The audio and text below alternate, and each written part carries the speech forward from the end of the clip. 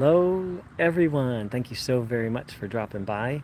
To anyone who's new to this channel is about Neo-Advaita, aka modernized, watered down nonsense, non-duality. Maybe we just call it neo-non-duality, and how it's harmful and how to recover from it. And also spiritual bypass, which for me, Neo-Advaita or neo-non-duality is just a subset of. Hi, thanks for joining in. So I had a really interesting moment as I was driving down the road that really highlights how Neo-Advaita and how spiritual bypass work. And so here I am driving down the highway, and someone pulls by me. They've got a large camper. It looked very roomy, like one of those campers where it looks very luxurious. And then they were also towing a Jeep behind it. So obviously a person or some people going on a road trip and gonna go have some adventures. And as it drove by, I heard this thought in my mind and kind of had a little bit of a feeling of like, oh, that's so shallow. That's so superficial. They're not gonna find any happiness doing that. And I was shocked, because it wasn't like I was really thinking or feeling that. It's just like it just kind of arose, and I'm like, oh, that's what Neo-Advaita does, and that's what spiritual bypass does. Is it creates like this fake spiritual personality, quote spiritual, pseudo spiritual personality. Really, what it does is it creates a whole lot of judgment, and I lived my life under such judgments for, I don't know, a good 25 plus years, maybe 28 years, constantly criticizing everyone and everything that wasn't focused on enlightenment or moksha. And that's the road that Neo-Advaita took me down, to literally having the belief that everything other than enlightenment was completely meaningless, a distraction. In some ways, you could even say harmful.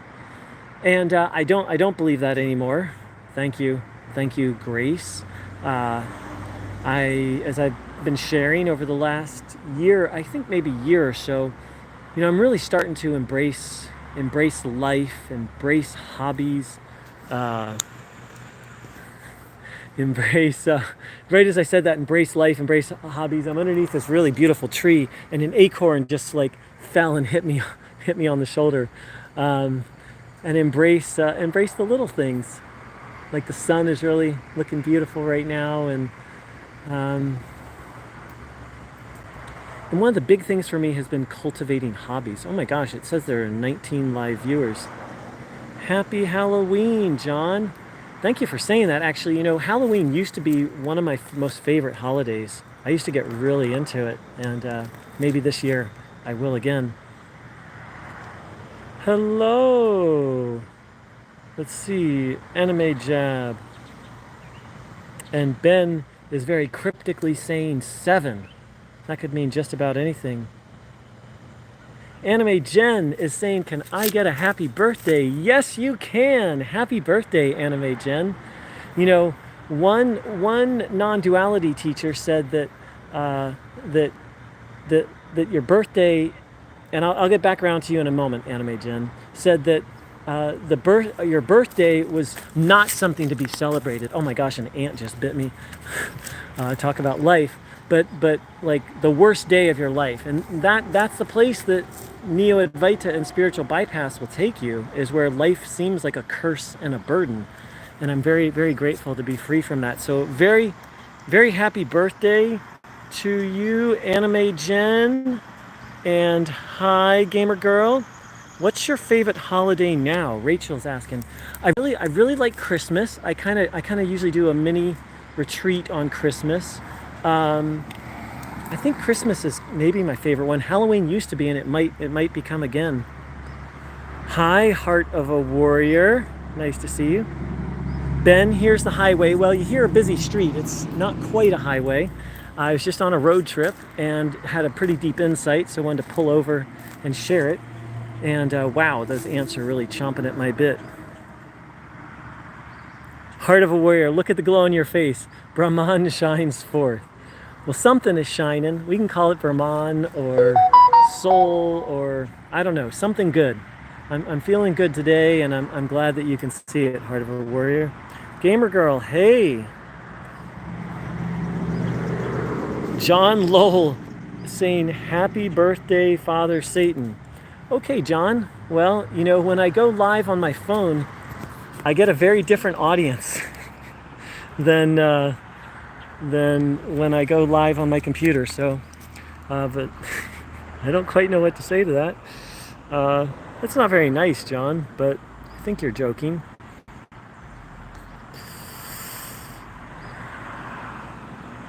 Oh, October 31st is Satan's birthday. Well, you can see it that way. I mean, there's, you know, in different cultures, there's this idea of having a day of letting loose.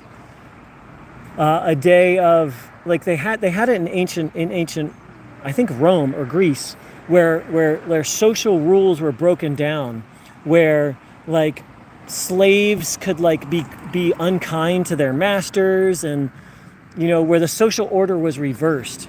And it's like a catharsis, and that's what Halloween is for me. Is it's a catharsis, and it's a chance to just break the mold.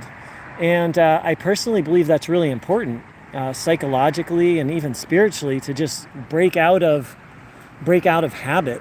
So that's what I love about Halloween. I don't really connect it to Satan very much, but I know many people do.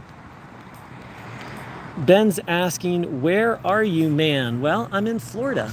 Right now I'm in Gainesville. I'm on the side of a road. I'm headed to actually a belly dancing class. That's one of the hobbies I've picked up, is belly dancing, and got there a little early, so I thought I'd drop by and make a little video. Well, I think I'm gonna log off. And you thought so? You thought I was in Florida, or you thought I was gonna go do belly dancing?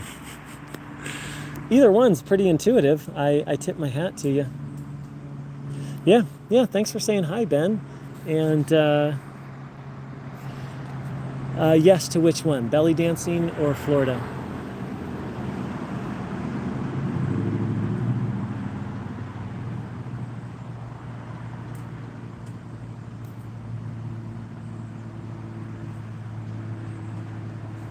Hi. It looks like Ilya is saying hello. Hi, Ilya. Well, Ben, I salute you. That was a really good guess. Yeah, I've got a couple more minutes. Oh, the moss on the tree. You're very observant, Ben. Wow, tip my hat to you. Yeah, I'll stay on for a couple more minutes. Welcome to everyone. This channel is usually about recovering from spiritual bypass, but here we are just having a little chit-chat. The acorns are coming down. It's a beautiful time of the night, about an hour before sunset. It's warm but not hot. Ilya, I'm really good.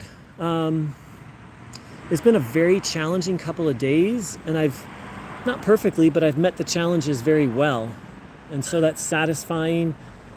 There was just like bump after bump after bump, and I kind of broke through it.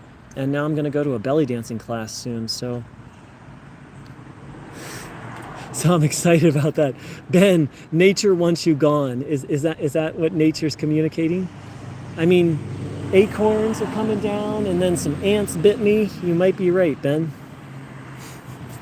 Oh my gosh, there's another ant coming to get me. Ben, you might be onto something. This is fun. Normally, you know, this channel, I mean, you guys are new to this channel, but this channel is about like a really serious topic, like helping people recover from cults, like CULTS, you know, like dangerous. So it's fun to just have a little chit chat. John.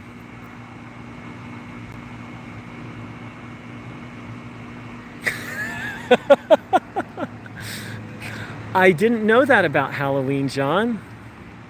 Very interesting.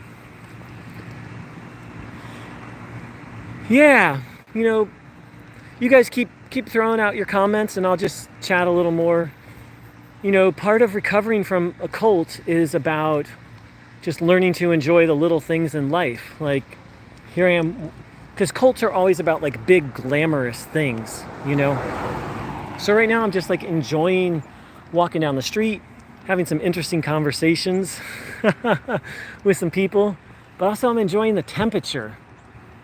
Like, it's just starting to get cool, like it's starting to cool down a little bit. And because leaving a cult, it leaves a void or a hole in your life. So you got to find other things to fill it with. Where were you in a previous life, Ben? And that's cool, you believe in reincarnation. This is fun. Seriously, you guys, when I normally come on this channel, like, it's really serious things, and it's important because it's a serious topic and it's really harming people, but it's also fun to talk about silly things. I was with a cult called Neo-Advaita, sometimes called non-duality. It's a worldwide movement. It's not centralized, but it's literally thousands of different teachers teaching this very delusional version of Eastern philosophy, a very distorted version of Eastern philosophy, and very, very dangerous, actually.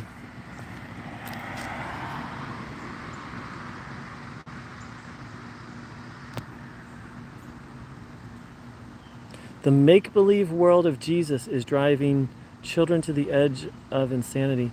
Oh, I don't know what to make of that, John. That's a pretty deep statement. Distorted, why? Well, they'd say things like, you don't exist, the world doesn't exist, everything is an illusion, nothing matters. Just kind of crazy things like that are psychologically unhealthy and are very different from the traditional teachings. So I'm gonna drive and talk a little bit, or I think I'm gonna wrap up now. But it was cool chatting. It was cool chatting with you, Ben and John. You guys seem like interesting characters. Thanks for dropping by the channel. And John, I wish I had a little more time. I'd be curious to hear more about what you mean by the make-believe world of Jesus is driving children to the edge of insanity. I mean, I think Christianity has a lot of distortions in it that are also psychologically harmful. Actually, there's a lot of Christians who are starting to do something called deconstruction, where they don't just leave Christianity, but they start to unwind all the negative programming and in essence, brainwashing and harm. It's very interesting. Nothing wrong with the edge of insanity. Ben, you are an interesting character. Wow. Oh, now I'm sad I gotta go. But maybe I'll catch you another time. Intriguing. All right, beautiful beings. I wish you a blessed, blessed day. And thanks so much for participating. Take care.